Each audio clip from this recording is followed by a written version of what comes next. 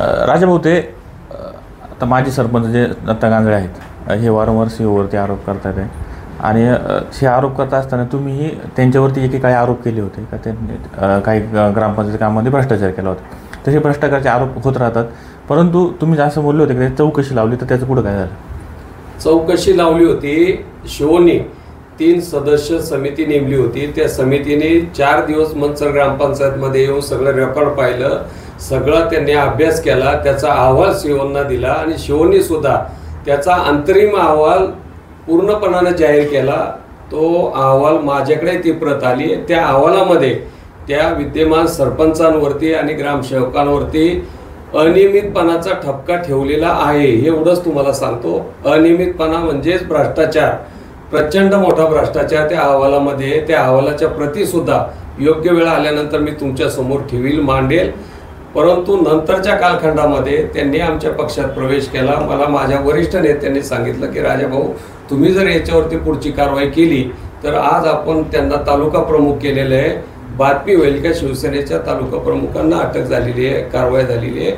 म्हणून मी माझ्या वरिष्ठ नेत्यांच्या सांगण्यामुळं थोडंसं त्यावेळेस थांबलो होतो. ती माझी चूक झाली.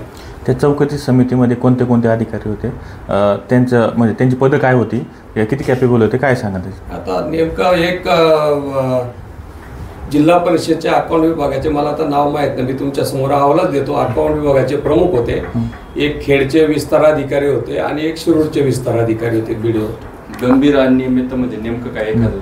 नाही, अंगणवाडीचा विषय त्याच्यामध्ये प्रामुख्याने महत्त्वाचा आहे. जेवढे पैसे अंगणवाडीला आले होते तेवढ्या पैशांमध्ये 1-1.5 लाख रुपये सुद्धा दुरुस्त्यासाठी खर्च नाही. नवीन मंजूर झालेल्या अंगणवाडीचे पैसे खर्च तर नाही, ते पूर्ण ग्रामपंचायतच्या ताळेबंदमध्ये, ऑडिटमध्ये कुठल्याही रेकॉर्डला जमाही नाही, खर्चही नाही. म्हणजे ते पैसेच पूर्णपणाने गायब झालेले आहेत.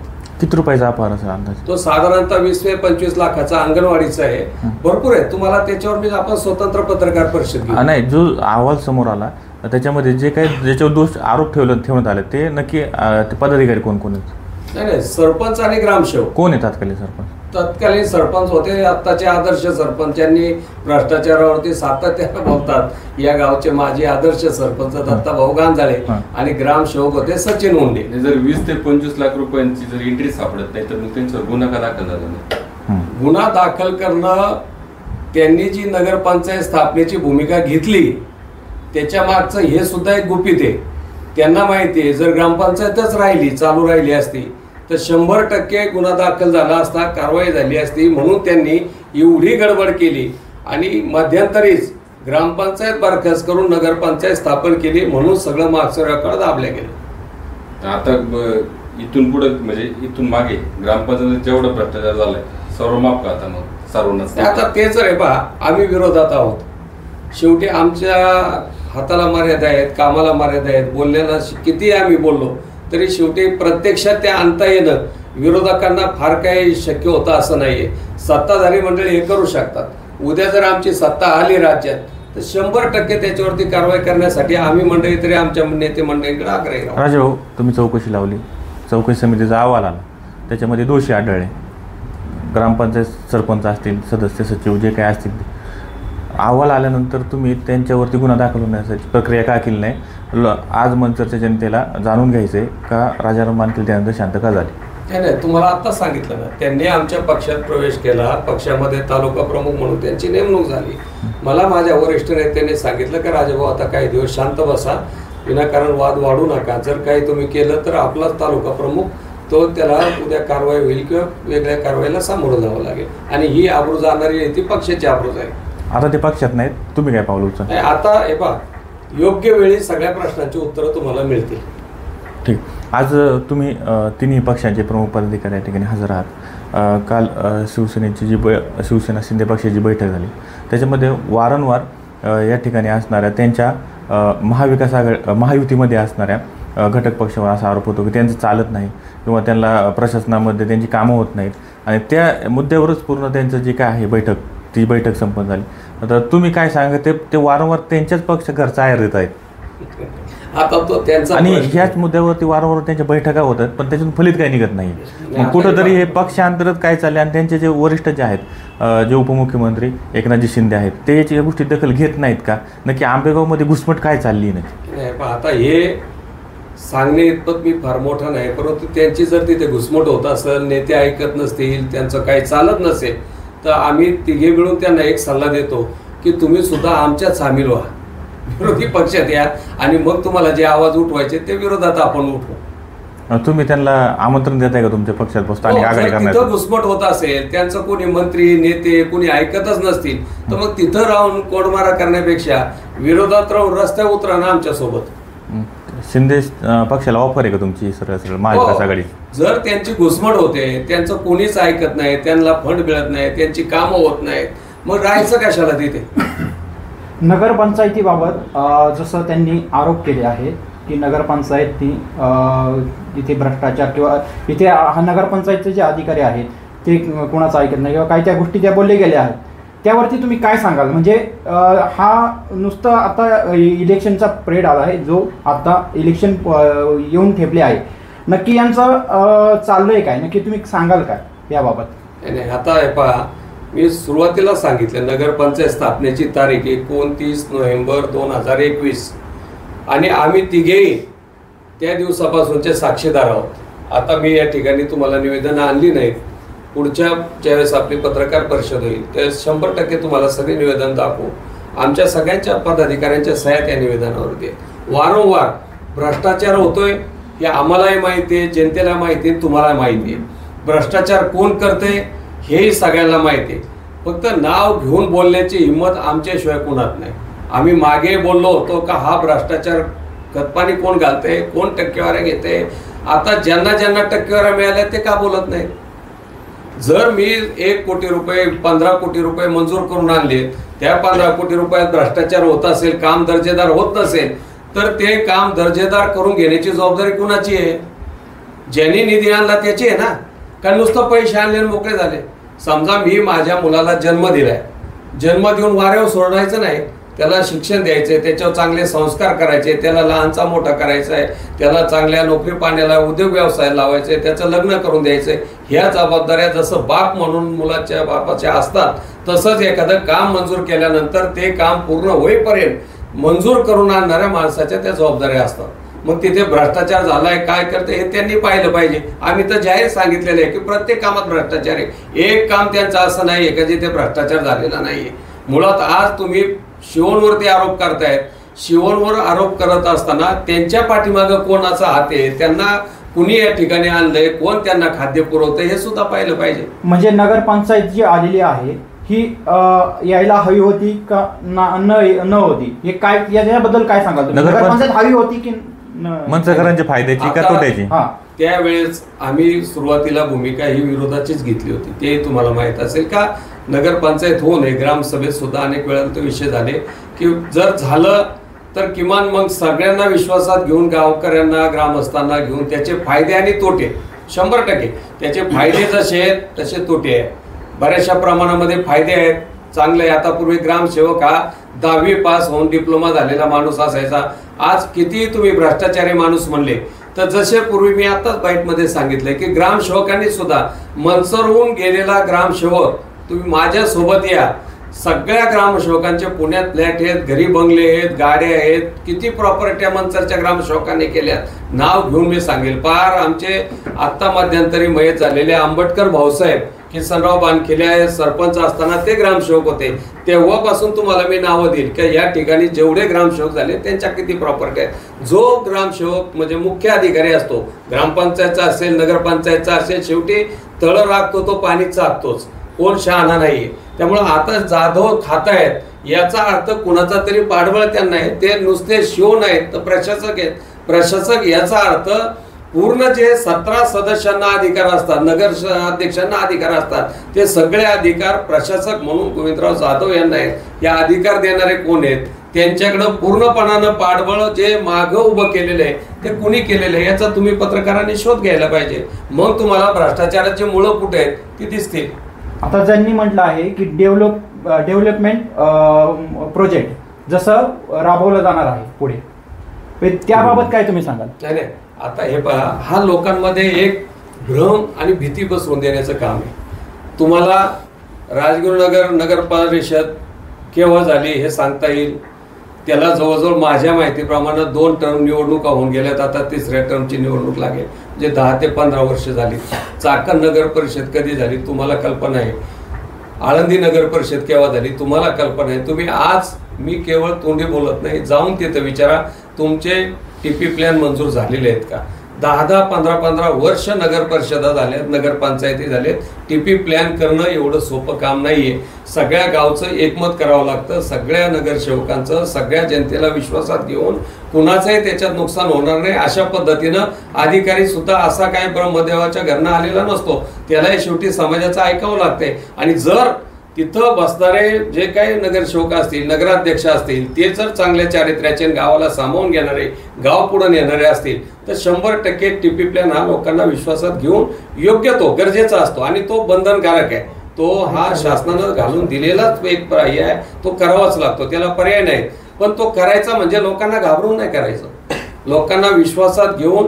आज येणे करताना 1 एकर जागा येणे केली तर पूर्वी सुद्धा ग्रामपंचायत असताना सुद्धा तुम्हाला मोकळी जागा ठेवावं लागत होती, शाळेसाठी ठेवावं लागत होतं, गार्डनसाठी. आज तेच आहे, त्याच्यात काय फार फरक आहे असं नाही. पण लोकांना भीती अशी दाखवायची का नाही तो टीपी प्लॅन म्हणजे उद्या तुमच्या सगळंच घरदारं उठवतील, असा काही प्रकार नाहीये. तो सगळ्यांना विश्वासात घेऊन केला जाईल आणि करावाच लागतो, नाही तर तो तसाचे तसा पडतो. या नगर परिषदांमध्ये तुम्ही जाऊन पहा, अद्यापर्यंत कुणाचा टीपी प्लॅन मंजूर नाही. याच्यामध्ये माजी सरपंच दत्ता गांजळे यांनी पितृपक्षामध्ये आरोप केला होता का 3 कावळे म्हणून. तर त्यांनी एक जो कावळा आहे तो नगरात सीओ जे आहेत त्यांना त्यांची उपमा दिली होती. पण ठीक आहे, त्यांना तुम्ही आज सांगितलं का ते त्यांच्या पक्षाचे 2 नेते राहिलेले 2 कावळे म्हणजे दिलीपरावजी वळसे पाटील आणि शिवाजीदादा आढळराव पाटील असं तुम्ही सांगितलं आता. तर दत्ता गांजळे त्यांना कावळ्याची उपमा देणे इतपत मोठे झालेत का? हा, तो आता कुणी कुणाला काय म्हणावं, फक्त ते नाव घेत नाहीत. मी नाव घेतलेले, नाव घेऊन तुमच्या समोर सांगितलेले. पण ते ज्यावेळेस तुम्ही दुसऱ्याला कावळे म्हणता त्या तुमची भूमिका डोम कावळ्याची आहे ही तुम्ही सांगायला विसरता. तुमचा उद्देश काय आहे? तुम्ही आज शिवसेना उद्धव बाळासाहेब ठाकरे पक्षाचे तालुक्याचे प्रमुख होतात. हे काय थोडं तिडकं पद नव्हतं तुमच्याकडं. एवढी मोठी जबाबदारी असताना ते सोडून तुम्ही गद्दार एकनाथ शिंदेच्या पक्षामध्ये सामील झाला. तिथे गेलात का गेला? जनतेला सांगितलं मला विकास कामं करायची, विरोधात राहून काम होत नाही, मग कामं करायची आहेत, चाललेला भ्रष्टाचार थांबवायचा आहे. मग आता थांबव ना बाबा. जाहीर समाजामध्ये बोंब मारून, पत्रकारांना बोलवून, बाईट देऊन भ्रष्टाचार थांबणार आहे का? कारवाई केली पाहिजे त्यांच्यावरती. तिथं तुमचे नगर विकास मंत्री तुमचेच आहेत ना, स्वतः राज्याचे उपमुख्यमंत्री एकनाथ शिंदे हे नगर विकास विभागाचे मंत्री आहेत. आणि आता जे म्हाडाचे अध्यक्ष आहेत, म्हाडा म्हणजे गृहनिर्माण विकास महामंडळ, हे गृहनिर्माण विकास महामंडळ येतं नगर विकास खात्याच्या अंतर्गत. नगर विकास खात्याचा मंत्रीच त्यांची नेमणूक करतो. ते जरी राष्ट्रवादीत असतील तर दत्ता गांजळेंनी अभ्यास करावा की शिवाजी आढळराव पाटलांची नेमणूक कोणी केलेली आहे. मग शिवाजी आढळराव पाटील आजही शरीरानं राष्ट्रवादीत आहेत, पण माझी खात्री आहे मनाने ते एकनाथ शिंदेच्या सोबत आहेत. म्हणून एकनाथ शिंदे सुद्धा तुम्ही जे सांगितलं ना, इथले स्थानिक शिवसेना शिंदे गटाची नाराज आहे त्यांचं ऐकत नाही. जोपर्यंत आढळराव एकनाथ शिंदेच्या सोबत आहेत, बरोबर आहेत, तोपर्यंत इथं शिंदे गटाच्या शिवसेनेच्या कुठल्याही नेत्याचा आंबेगाव तालुक्यात मनसरमध्ये काहीही चालणार नाही, हेच त्यांनी मनाशी खात्री बाळगावी. याला जोडूनच असा प्रश्न आहे का, शिंदे यांच्या शिवसेनेमध्ये अशी चर्चा आहे का वरतून शिंदे साहेबांच्या पीएने जरी फोन केला मनसरच्या सीओनला तरी तो सीओ काम करत नाही शिंदे पक्षाच्या लोकांचं, तर असं ते आरोप होते कुठंतरी आणि अशी चर्चा चालू आहे. त्याबद्दल काय सांगा? कारण नगररचना खातं तुम्ही आता त्याला जोडून प्रश्न आहे का, नगररचना खातं त्यांच्याकडे आहे, त्यांच्या याच्या खालीच तो अधिकारी येतो. अमोलजी एक लक्षात घ्या, एकनाथ शिंदे नगर विकास मंत्री आहेत, बरोबर, त्यांचा पीए ही काही खायची गोष्ट नाही, साधी सोपी गोष्ट आहे. त्यांच्या पीएने फोन केल्यानंतर गोविंदराव जाधव असतील किंवा कुठलाही शिवा असेल कुठल्याही नगर परिषदेचा, तो टणटण कापेल. एक लक्षात ठेवा, आज त्यांच्या पीएचा नगरविकास मंत्र्याचा फोन येणं म्हणजे साधं सोपं काम नाही. ही विनाकारण जनतेमध्ये त्याचा रेकॉर्ड आहे का, त्यांनी फोन केलेली माहिती आहे का, ते कशाला फोन करतील? अहो ह्या सगळ्या तुम्हाला जे सांगितलं एवढी कोट्यवधी कामं आहेत, ह्या टक्केवाऱ्या वरपासून खालपर्यंत आलेले आहेत. हे वरदहस्त जाधव साहेबांच्या डोक्यावरती नगरविकास खात्यापासून आहेत. हे आमच्या तोंडून कशाला वधून घेता? हे त्यांनाही माहिती आहे, फक्त तो वगळ त्यांच्यापर्यंत येत नाही म्हणून ही ओरड आहे. मग ज्या तुम्ही ज्या पद्धतीने सांगितलं, ज्या कारणासाठी त्यांनी शिंदे यांच्या शिवसेने पक्षामध्ये प्रवेश केला ते कुठंतरी फसल्यासारखं वाटतंय का त्यांचा? साध्य झालं नाही. जे सांगितलं शिवसैनिकांना की तिथं गेल्यानंतर विकास कामं होतील, भ्रष्टाचार थांबवायचा आहे, लय गावात भ्रष्टाचार चाललाय आणि आपल्याला फंड आणायचे, ते गेल्यापासून एक नव्या पैशाचा फंड त्यांनी आणलाय का सांगावं? एक प्रश्न आहे, मनसरच्या जो विकास किंवा जो नगरपंचायतचा कारभार चालू आहे त्यावरती कुठल्या वेगळ्या अधिकाऱ्याचा किंवा वेगळ्या पक्षातील नेत्याचा काही याच्यामध्ये वरदहस्त वाटतोय का? हे पहा, महाराष्ट्रामध्ये सरकार कुणाचं आहे? भारतीय जनता पक्षाचे मुख्यमंत्री देवेंद्र फडणवीस आहेत, अजितदादा गटाचे अजित पवार उपमुख्यमंत्री आहेत, त्यांचेच विद्यमान आमदार दिलीप वळसे पाटील हे अजितदादा गटाचे आहेत. परत अजितदादा गटाचेच माजी खासदार माडाचे अध्यक्ष शिवाजीराव आढळराव पाटील याच तालुक्याचे आहेत, मंचरच्या आसपास राहणार आहेत. ही सगळी माणसं याच तालुक्यातली आहेत आणि आता सत्ताधारी पक्षात आहे. म्हणजे भारतीय जनता पक्ष सत्तेत आहे, शिवसेना शिंदेगड सत्तेत आहे, परत राष्ट्रवादी अजित पवार गट सत्तेत आहे. ही सगळी सत्तेत आहेत, मिळून सगळे मलिदा खात आहेत. फक्त आता काय झालेलं आहे, तळातल्यांच्या वाट्याला काय येत नाही. आता तुम्ही सांगा, राष्ट्रवादी अजितदादा गटाचे आमदार आहेत, अनेक नेते आहेत, बँकेचे चेअरमन आहेत, कारखान्याचे चेअरमन आहेत, ही सगळी मंचरची आहेत. मंचरचे सुद्धा बरेच माजी ग्रामपंचायत सदस्यापासून सरपंचांपर्यंत एकही भ्रष्टाचारावर बोलतो का? कुठल्याही राष्ट्रवादी पक्षाच्या दिलीप वळसे पाटलांच्या कार्यकर्त्यांनी भ्रष्टाचाराच्या संदर्भात बोललेलं मला एक शब्द, एक रेकॉर्ड तुमच्या पत्रकारांच्या कुठल्याचं दाखवा. का बोलत नाहीत? सगळ्यांचे हात बांधले तर सगळ्यापर्यंत त्याचा वाटा पोहोचलेला आहे म्हणून बोलत नाहीत. हा माझा आरोप आहे. माणसाची तोंड कधी गप केली जातात? ज्या वेळेस त्याच्या पदरात काहीतरी पडतो तो गप्प बसतो. आज शिंदे गटाचे मंचरमध्ये पूर्वी नव्हतंच कुणी, हे गेले, यातलं वाटलं माझ्या पदरात पडल, माझ्या वाट्यात काहीतरी येईल या अपेक्षेने गेले, पण त्यांचाही पदर मोकळाच आहे, त्यांच्या पदरात काही पडलेलं नाही. म्हणून आता गेली महिना दीड, याच्या आधी का नाही ओरडले? तुम्ही विरोधी पक्षात असताना मला तुम्ही त्यांची एक बाईट किंवा एक अर्ज 3 वर्ष झालेत, हे शिव इथे 2.5 ते पावणे 3 वर्ष झालेत. याच्या आधी 2-2.5 वर्षामध्ये त्यांनी भ्रष्टाचार केलाच नाही का? त्यांनी कुठं पैसे खाल्लेच नाहीत का? या ग्रामपंचायतमध्ये घरपट्टी वाढवण्याच्या संदर्भात गावच्या बैठका झाल्या, आम्ही सगळे हजर होतो त्या ठिकाणी. बाळासाहेब होते, राजू नामदार होते, मी होतो, अनेक गावचे गाव बैठक झाली, नगर विकास विभागाचे वरिष्ठ अधिकारी आले होते. सगळ्यांच्या संमतीनं त्या ठिकाणी घरपट्टी ठरली गेली. त्यावेळेस सुद्धा कधी ओरडले नाहीत का घरपट्टी जास्त होती, हे होते? कधीच ओरड नाही. यापूर्वी 2 वर्षामध्ये विरोधी पक्षात आमच्या बरोबर असताना, काम करत असताना कधीही कुठं आंदोलन घेतलं नाही यांच्या विरोधात, कधी पत्रकार. आजच का?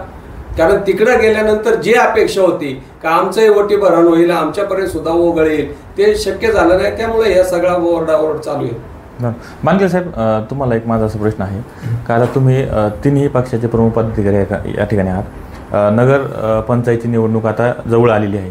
जर येणाऱ्या काळामध्ये जर राजाराम बानखेले हा जर महाविकास आघाडीचा जर नगराध्यक्षपदाचा चेहरा असला तर काय सांगा?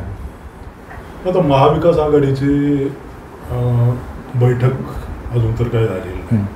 तुमचा प्रश्न माझ्या लक्षात आलेला आहे. चेहरा कसा वाटतो तुम्हाला? चेहरा चांगलाच आहे ना. त्यांनी पंचायत समितीमध्ये चांगलं काम केलेलं आहे आणि म्हणजे तसं कार्यक्षम व्यक्तिमत्व आहे, नेतृत्व आहे.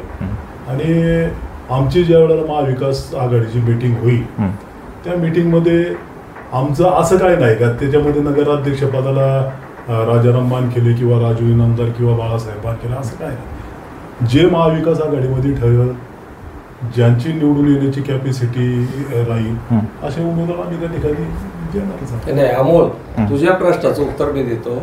राजाराम बानखेले हा पुढच्या या येणाऱ्या नगर परिषद नगरपंचायतच्या निवडणुकीमध्ये उमेदवार असेलच असं अजिबात तुम्ही गृहीत धरू नका. आम्ही आघाडी म्हणून इथं बसलेलो आहे. आमचे वरिष्ठ नेते, आमचे तळातले कार्यकर्ते जे उद्या ठरवतील, 100% सांगतो की आम्ही लढणार आहोत त्या आघाडी म्हणूनच तिघांच्याही साक्षीने आज सांगतो की आम्ही एकत्रित बसून एकत्र विचार विनिमयाने निर्णय घेऊ. अजून काही ती वेळ आलेली नाही. राजूभाई, माझा तुम्हाला एक प्रश्न आहे का, येणाऱ्या काळामध्ये जर राजाराम बानखेडे नगराध्यक्ष पदाचा जर चेहरा तुमचा जर असला, भविष्यात जर दिसला, तर त्याच्यावर तुमची प्रतिक्रिया काय असेल? पहिली गोष्ट तर अशी आहे का तुम्ही प्रश्न आज करताय, आजच आरक्षण आहे नगराध्यक्षाचं आणि ते सर्वसाधारण नाही आले तर मग कसं काय उत्तर द्यायचं? 10:30 वाजता आता संध्याकाळी आम्ही तुम्हाला आरक्षणाचं जेव्हा डिक्लेअर होईल त्याच्यानंतर तुमच्या प्रश्नाचं उत्तर मी तुम्हाला 100% देईल, काळजी करू नका. ठीक आहे, आरक्षणाचं झालं. रणनीती कशी असणार आहे निवडणुकांची नगरपंचायतीची? रणनीती जी आहे, आम्हाला पक्षाची गाईडलाईन आहेत, महाविकास आघाडी म्हणून सगळे आता बोलणी चालू आहेत, त्याच्या सगळ्या चर्चा होणार आहेत. आज एक आरक्षण झालं का त्याच्याबद्दल सगळी चर्चा सुरू होणार. ती चर्चा टप्प्याटप्प्याने होणार आणि टप्प्याटप्प्याने चर्चा झाल्यानंतर तेव्हा आम्ही जास्त करून तर आमचा प्रयत्न हाच असणार आहे का हे विरोधक कधी असे फुकट बोंबालणारे विरोधक कधी संपवायचे असले तर मग महाविकास आघाडीला एकत्रच लढावं लागेल. याचा विचार सर्व नेते मंडळ बसून करतील. नमस्कार मित्रांनो, आज आवर्जून तुम्हाला बोलावून तुमच्या माध्यमातून तमाम मंचरकरापर्यंत जाण्याचा आमचा उद्देश हा आहे की गेली 1-2 महिने मंचर शहरामध्ये मंचरचे एक माजी सरपंच सातत्यानं काही ना काही नवीन वाच्यता करतायत, नवीन काही ना काही शोध लावतायत, त्याला बक्षिसं ठेवतायत आणि विशेषतः मंचर नगरपंचायतचे मुख्य कार्यकारी अधिकारी यांच्या विरोधामध्ये सातत्यानं काही ना काही ते बोलतात. 100% आम्ही त्यांच्या मताशी सहमत आहोत की या नगरपंचायतचे कार्यकारी अधिकारी हे काही स्वच्छ चारित्र्याचे नाही आहेत.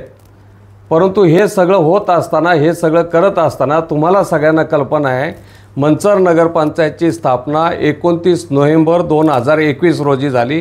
पुढच्या महिन्यात बरोबर 4 वर्ष मंचर नगरपंचायतच्या स्थापनेला होतील. त्याच्या आधी 2 मुख्य कार्यकारी अधिकारी झालेत, तेही काम करून या गावामध्ये गेलेले आहेत. त्याच्या आधी आपल्याकडे ग्रामपंचायत होती, ग्रामपंचायतमध्ये सुद्धा अनेक ग्रामसेवक झाले, त्या ग्रामसेवकांनी स्वतःच्या प्रॉपर्ट्या बनवल्या. अनेक सरपंच झाले, त्या सरपंचांनी स्वतःच्या प्रॉपर्ट्या बनवलेल्या आहेत. आता हे शिव आलेले आहेत, ते त्यांच्या प्रॉपर्ट्या बनवतील. म्हणजे मंचर हे अधिकाऱ्यांच्या दृष्टीनं आणि काही ठराविक पुढाऱ्यांच्या दृष्टीनं सोन्याचा अंडा देणारी कोंबडी ठरते. कारण या ठिकाणी सातत्यानं काही ना काही आमच्यासारखे कार्यकर्ते जे काही विरोधात राहून आवाज उठवतात, तो आवाज त्या ठिकाणी दाबला जातो. आणि विशेषतः जे माजी सरपंच आज सांगतायत की 3 कावळे मंचर लुटून खात आहेत, मंचर लुबाडतायत. जे मंचरचे मुख्य कार्यकारी अधिकारी गोविंदराव जाधव ज्या उद्देशानं किंवा ज्या तडफेनं काम करतायत आणि ज्या जोशामध्ये काम करतायत, तो जोश त्यांच्यामध्ये जो आलेला आहे तो कुणाच्या माध्यमातून आलेला आहे? त्यांच्या डोक्यावरती कुणाचा तरी वरदहस्ता असल्याशिवाय गोविंद जाधव या जोशानं पुढं पाऊल टाकणार नाहीत, हे तुम्हाला आम्हाला सगळ्यांना माहीत आहेत. मग ही मंचरमध्ये नगरपंचायतच्या स्थापनेनंतर एवढी विकास कामं झाली, जाहीरपणानं त्यावेळेस जे पूर्वाश्रमीचे शिंदे गटात असणारे माजी खासदार शिवाजीदादा आढळराव पाटील सातत्यानं सांगत होते की मी नगरविकास मंत्र्यांकडनं, राज्याच्या मुख्यमंत्र्यांकडनं मंचरसाठी एवढा फंड आणलेला आहे. त्यानंतर या तालुक्याचे आमदार, माजी मंत्री त्यांनी देखील आवर्जून सांगितलं की मंचरकरांसाठी मी जवळजवळ 15 ते 20 कोटीचा निधी आणलेला आहे. दोघांनी मिळून जर 40-50 कोटीचा निधी मंचरमध्ये आणलेला आहे. ज्यावेळेस एखादा आमदार असेल, एखादा माजी खासदार असेल, ते स्वतः सांगतायत की आम्ही निधी आणलेला आहे, त्यावेळेत जे निधी आणतात त्यांची जबाबदारी असते ही कामं चांगल्या प्रतीची, चांगल्या दर्जाची करून घेणं. परंतु ते काही बोलत नाहीत. कामं कशा दर्जाची आहेत, कशा पद्धतीची आहेत हे सगळ्या मंचरकरांना माहिती आहे. 100% प्रत्येक कामामध्ये भ्रष्टाचार झालेला आहे, हे आम्ही आज सांगत नाही. यापूर्वीसुद्धा तुम्ही साक्षीदार आहात. मंचरच्या चौकामध्ये आम्ही 1 दिवसाचं लाक्षणिक उपोषण केलं होतं, जाहीर सभा घेऊन आरोप केले होते. ज्या मंचर ग्रामपंचायतच्या, नगरपंचायतच्या समोर 2 इमारती उभ्या आहेत, त्याला पहिले हरकत घेणारे आम्ही सगळे महाविकास आघाडीचे पदाधिकारी आहोत. सुरुवातीला आम्ही हरकत घेतली, ती कामं थांबवली होती, त्यावेळेस आम्हाला कोणी प्रतिसाद दिलेला नाही. म्हणजे अशा प्रसंगामध्ये प्रत्येक ठिकाणी जो गावात बाजारतळ उभा राहिलेला आहे, 70 लाख रुपये खर्च करून आजही त्या बाजारतळामध्ये कुठलीही महिला भाजी विकायला, शेतकरी महिला बसत नाहीत. 70 लाख रुपये जनतेचे पाण्यामध्ये गेलेले आहेत. त्याच्यातही प्रचंड भ्रष्टाचार झाला, त्याविषयी कोणी अवाक्षर बोलत नाही आहे. आज मंचरमध्ये ग्रामपंचायत असताना मंचर स्मशानभूमीमध्ये गॅस शवदायनी मंजूर झाली, तिचं कामही पूर्ण झालेलं आहे. जवळजवळ 4 वर्ष पूर्ण झाले, ती गॅस शवदायनी पूर्ण झालेली आहे, ती का चालू होत नाही याच्या संदर्भामध्ये माजी सरपंच कधी बोललेले तुम्हाला आठवत नाही, आम्हालाही कधी दिसत नाहीत. इकडे मोठं नाट्यगृह चालू आहे, जवळजवळ 5-6 कोटी आत्तापर्यंत त्याला मंजूर झालेले आहेत, 1-1.5 कोटीचं कामसुद्धा त्या ठिकाणी झालेलं असेल.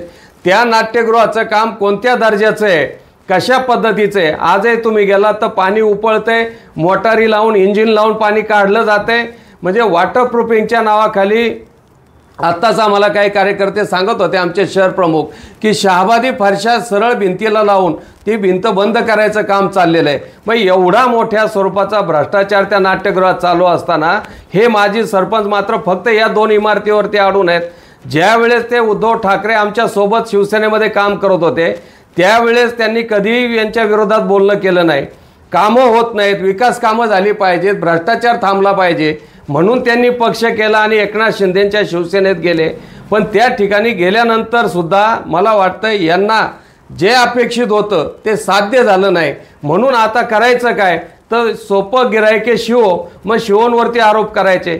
पण शिवोंवरती आरोप करत असताना शिवोंकडनं ज्यांनी कामं करून घेतलेले आहेत, शिवोंनी ज्यांना ज्यांना टक्केवारी दिलेली आहेत त्या सगळ्यांचे हात त्या मुख्य कार्यकारी अधिकाऱ्यांच्या डोक्यावर आहेत. तुम्ही 3 कावळे मानताय, कधी 2 कावळे मानताय, त्या कावळ्यांची नावं घ्या, नाहीतर आम्ही जाहीरपणाने सांगतो तुमच्या मनात असणारी नावं आहेत. एक दिलीप वळसे पाटील, एक शिवाजी आढळराव आणि एक गोविंद जाधव, हे 3 कावळे आहेत आणि तू त्याच्या 4था डोम कावळा आहे. तुम्ही वेगळ्या अपेक्षानं तिथं गेला होतात, तुमची अपेक्षा साध्य झाली नाही म्हणून आज तुम्ही गोविंद जाधवांना टार्गेट करून काम करतायत. 100% आम्ही तुमच्या विचाराशी सहमत आहोत, त्यांनी भ्रष्टाचार हा केलेलाच आहे. पण नगरविकास खाता तुमच्या उपमुख्यमंत्री एकनाथ शिंदे यांच्याकडे आहे, तुम्ही त्या पक्षात गेलेला आहात. जर गोविंद जाधवनी भ्रष्टाचार केलेला आहे, तुमच्याकडे पुरावे आहेत, आमच्याकडे पुरावे आहेत, आम्ही तुमच्या सोबत येतो. चला एकनाथ शिंदे नगरविकास विभागाचे मंत्री आहेत, त्यांच्या सचिवांकडे जाऊ, लेखी तक्रार करू, आंदोलन करू. जर सगळे पुरावे तुमच्या हातात असतील तर कुठल्याही परिस्थितीमध्ये नगरविकास मंत्र्यांनी, नगर सचिवांनी हा शिवो सस्पेंड केला पाहिजे, त्याला कायदेशीर शिक्षा झाली पाहिजे, त्याची चौकशी लावली पाहिजे. पण तुम्ही हे काही करत नाही. तुम्ही उठसूट पत्रकार परिषद घेता आणि जनतेमध्ये फक्त संभ्रमाचं वातावरण तयार करता. याच्या मागे आम्हाला तरी शंका येते की केवळ बोंबोंब करायची, म्हणजे तुमचा नेमका उद्देश काय आहे? का तुम्हालाही टक्केवारी पोहोचावी, तुम्हालाही ती टक्केवारी मिळावी, हा तर तुमचा उद्देश नाही ना.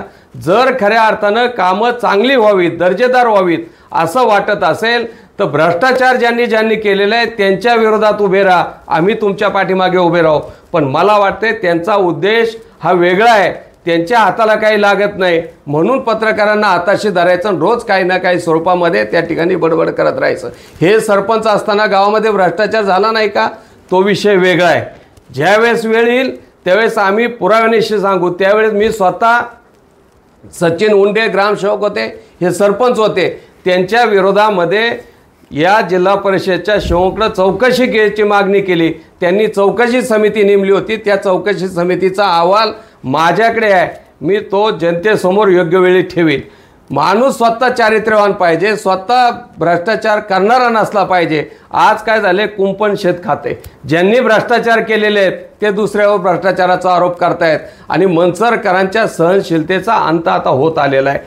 साधा संडासचा विषय मागे तुम्ही पत्रकार भेटले त्यावेळेस आम्ही सांगितलं 24 लाख रुपयाचं इस्टिमेट असणारं एक शौचालयाचं युनिट मंजूर केलं. अशी 4 शौचालयाची युनिट 1 कोटी रुपयाची शौचालय मंचरकरांसाठी मंजूर झाली. 8 शौचालय एका ठिकाणी बांधली.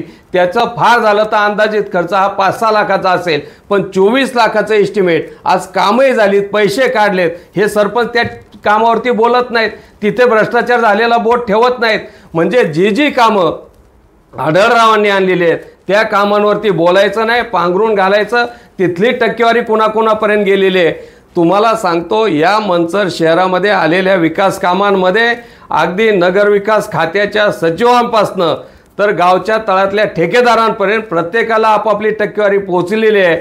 मंचरकर उघड्या डोळ्यांनी हे पाहत आहेत. आम्ही आज महाविकास आघाडीचे सगळेच आज या ठिकाणी बाळासाहेब बानकेले आहेत, आमचे राजू इनामदार आहेत, हे गावचे माजी सरपंच आहेत, यांनी एकेकाळ गाव चालवलेलं आहे. आम्ही लोकांनी सुद्धा गावात कामं केलेली आहेत, आम्ही उघड्या डोळ्यांनी पाहतोय, कित्येक वेळा पत्रव्यवहार केलेले आहेत, पण आज आमची कोणी दाद फिर्याद घेत नाही. कारण प्रत्येकाकडे पैसे पोच झालेले आहेत, प्रत्येकजण त्या ठिकाणी घेऊन मलिदा खाऊन बसलेला आहे.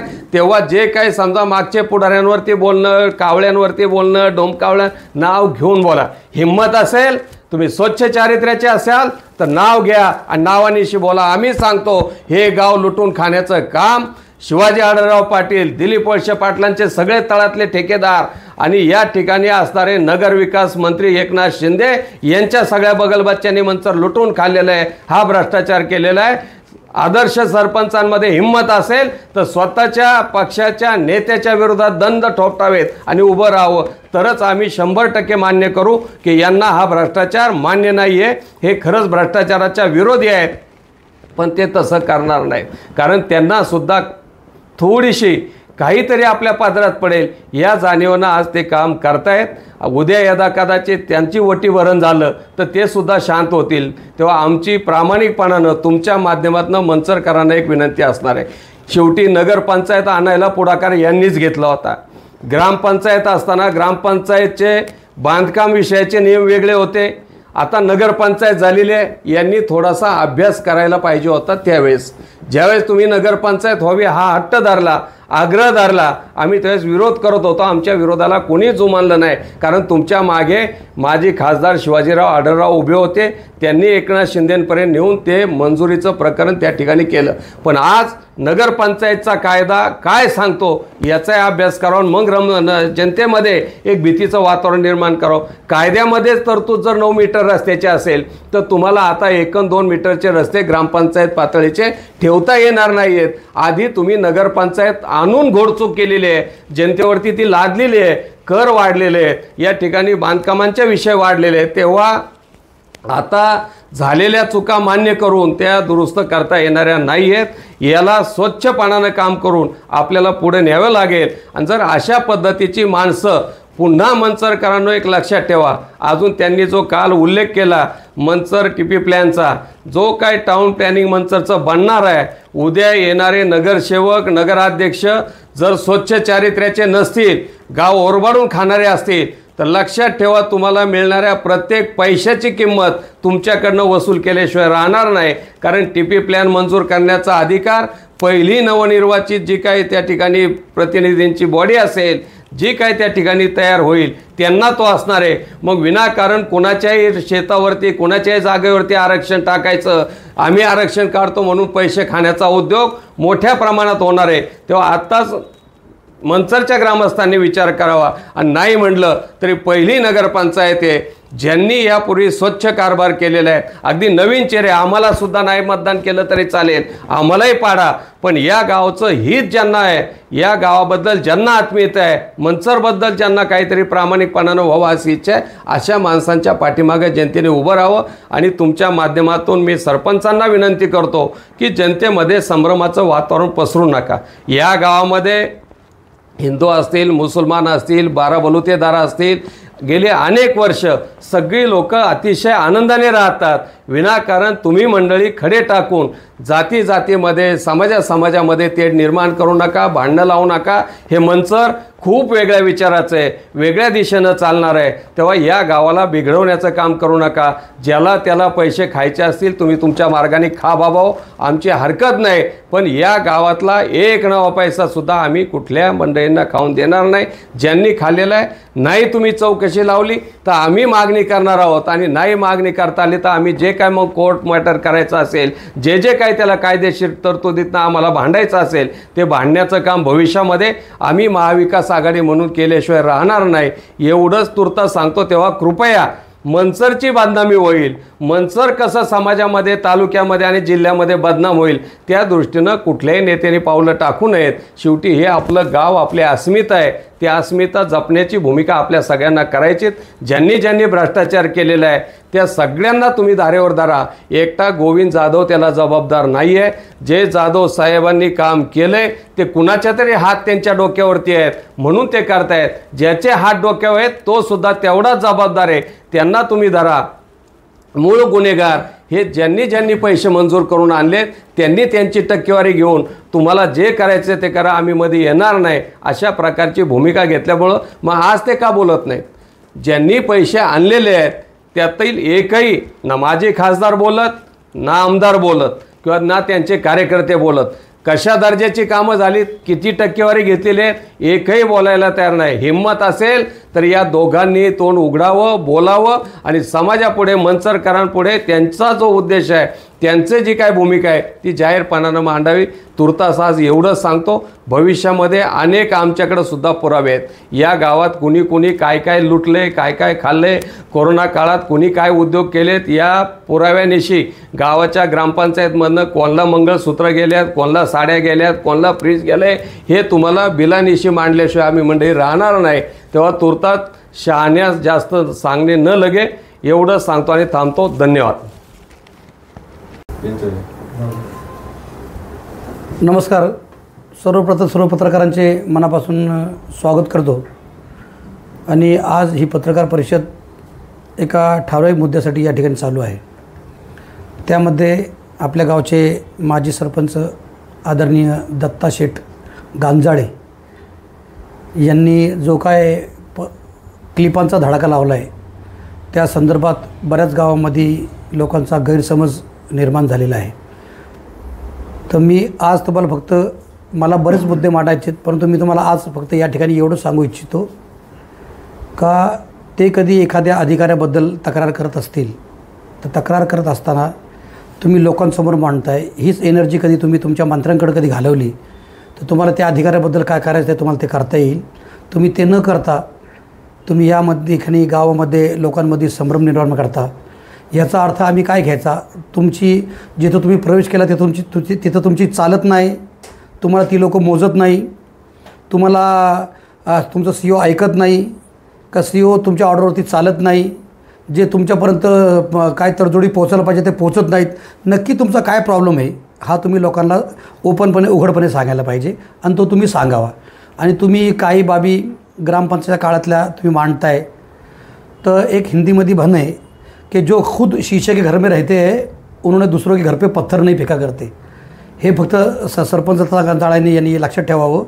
कारण तुम्ही कधी जुनं उखाणं पाखाणं कधी जे काही काय ज्याच्यामध्ये कोणत्या प्रकारचा भ्रष्टाचार नाही आहे तो काढायचा कधी प्रयत्न केला तर मग एक बोट जेव्हा आपण लोकांकडे दाखवतो तर 4 बोटं आपल्याकडे असतात. हे फक्त त्यांनी सरपंचांनी लक्षात ठेवावं. आणि तुम्ही गाव पुढारी म्हणून त्या क्लिपमध्ये उल्लेख केला आहे. तुम्ही डायरेक्ट नाव घ्या ना. मीरा मावशीचं जसं तुम्ही नाव घेतलं ना तर 2010 ते 2013 पर्यंत मी उपसरपंच होतो. कोण गाव पुढारी आहे ते तुम्ही सांगताय, तुम्ही ते मांडा ना. तुम्ही नाव घ्यायला का घाबरता?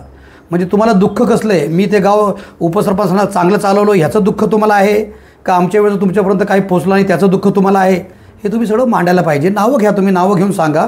मग तुम्हाला योग्य ते वेळी योग्य उत्तर आम्ही देऊ. आम्हाला उत्तरं देता आली तर देऊ, नाही देता आली तर आम्ही आमची माघार घेऊ. परंतु तुम्ही काय करता, फक्त लोकांमध्ये म्हणजे भ्रम निर्माण करता. तसं भ्रम तुम्ही निर्माण करू नका.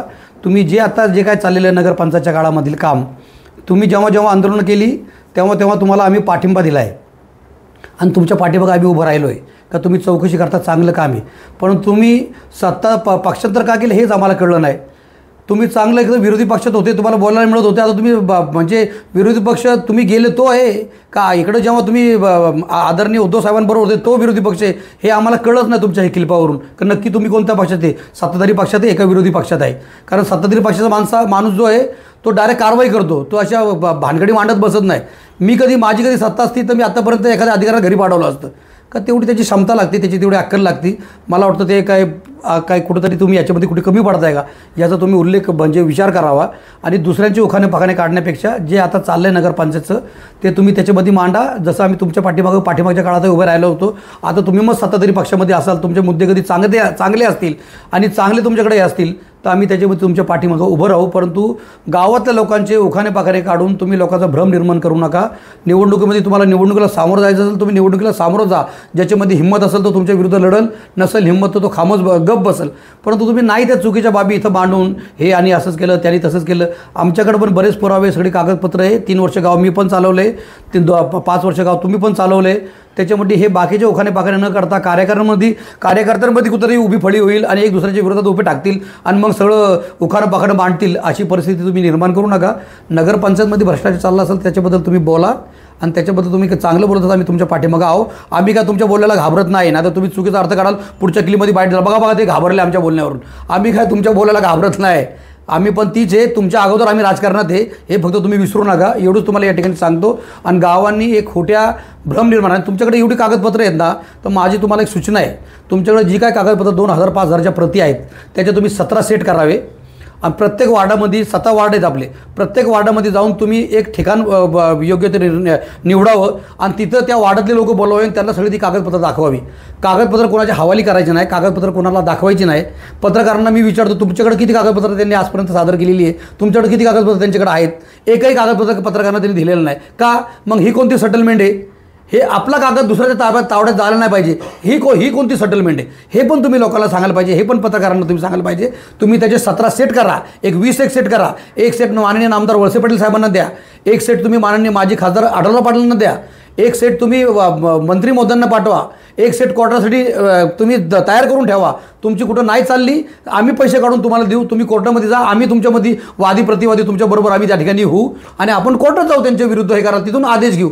हे सगळ्या बाबी जे आहेत फक्त इकडं तिकडं दाखवून भ्रम निर्माण करू नका आणि हे करू नका. आणि माझी पत्रकार परिषद तुम्ही ह्याच्याबद्दल कधी उत्तर देणार कधी असाल आणि उत्तर कधी दिलं तर मग तुमच्या विरुद्ध तुमच्या काळातलं काय काय मांडायचं कसं मांडायचं ते कधी मांडलं तर मग त्याच्यामध्ये तुम्हाला म्हणजे वाईट वाटायला नको आणि चांगलं वाटायला नको. म्हणून तुम्हाला सांगतोय का तुम्ही ज्या प्रकरणामध्ये हात घातलेला आहे त्या प्रकरणामध्ये हात घाला. सगळी प्रकरणामध्ये कधी हात घातले आणि सगळे कधी हात कधी गुंतवले तर मग त्या माणसाच्या हातावरती काहीतरी एखादा दगड पडला किंवा धोंडा पडला त्याचा परिणाम होतो. एवढंच तुम्हाला या ठिकाणी सांगतो. आणि तुम्ही चांगल्या कामांना पुन्हा एकदा सांगतो, तुम्ही चांगल्या कामांना पुरावेनिशी कधी मांडलं हे सगळं तुमच्याकडे एवढे कागदपत्र सबळ असतील तर भ्रष्टाचाराच्या माध्यमातून कुणी भ्रष्टाचार केला असेल तर त्या माध्यमातून आम्ही तुमच्याबरोबर पाठीमागच्या काळातही उभे होतो. मी तरी व्यक्तिगत उभा होतो आणि पुढच्या काळातही तुमच्याबरोबर मी उभा राहील. एवढंच या ठिकाणी सांगतो. आणि भ्रम फरवायचं काम चालवा. आणि जे तुम्हाला सूचना केली मी का त्याचे 20 सेट बनवा त्या सगळ्या कागदपत्रांची आणि अख्ख्या वार्डामध्ये 1-2 दिवस वाटून 17 दिवस वाटून द्या. या वार्डात हे दिवस, हे वार्डात हे दिवस असं काहीतरी करा. मग लोकांना कळलं खरं काय ते कागदपत्र वाचल्यानंतर. आता कागदपत्र कधी कधी 4 ओळी लिहिलेले असतात, 2 ओळी तुमच्या फेवरच्या असतात, 2 ओळी माझ्या फेवरच्या असतात, 2 ओळी तुम्ही फक्त त्याच 2 ओळी वाचता आणि मी फक्त माझ्या खालच्या 2 ओळी वाचतो. असं करून भ्रम निर्माण करायचा प्रयत्न करू नका. एवढंच फक्त बोलतो आणि थांबतो. जय हिंद, जय महाराष्ट्र, जय भारत, जय काँग्रेस.